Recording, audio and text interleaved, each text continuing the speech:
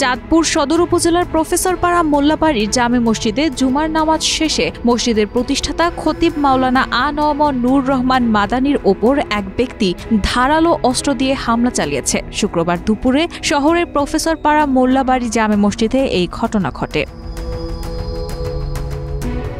আহত খতিব মাওলানা আ.ন.ম নূর রহমান মাদানি সৌদি আরবের মদিনা ইসলামী বিশ্ববিদ্যালয়ের সাবেক মোবাল্লিগ এবং চাঁদপুর সদর উপজেলার দক্ষিণ গুন্ডরাজদি এলাকার বাসিন্দা। তিনি মাঝে মাঝে প্রফেসরপাড়া মোল্লাবাড়ি জামে মসজিদে খুতবা প্রদান ও ইমামতির দায়িত্ব পালন করতেন।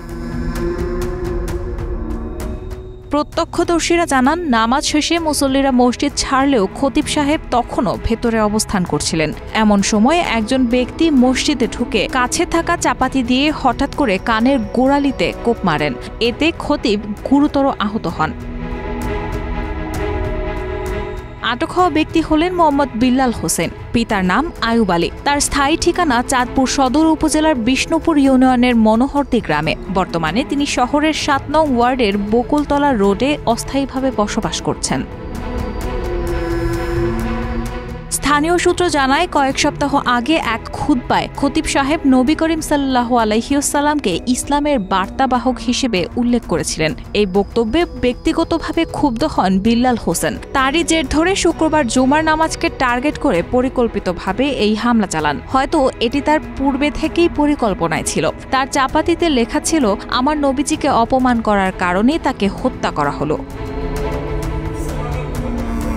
পরে এলাকার মুসল্লিগণ আহত মাওলানা নূর রহমান মাদানিকে দ্রুত চাঁদপুর ২৫০ শয্যা জেনারেল হাসপাতালে নিয়ে ভর্তি করান। বর্তমানে তিনি চিকিৎসাধীন রয়েছেন। কর্তব্যরত চিকিৎসক ডাক্তার সৈয়দ আহমেদ কাজল জানান, রোগীর কানের গোড়ালিতে চাপাতির আঘাতে ১০ থেকে ১২টি সেলাই লেগেছে। বর্তমানে তিনি ওসিক ইউনিটে চিকিৎসাধীন।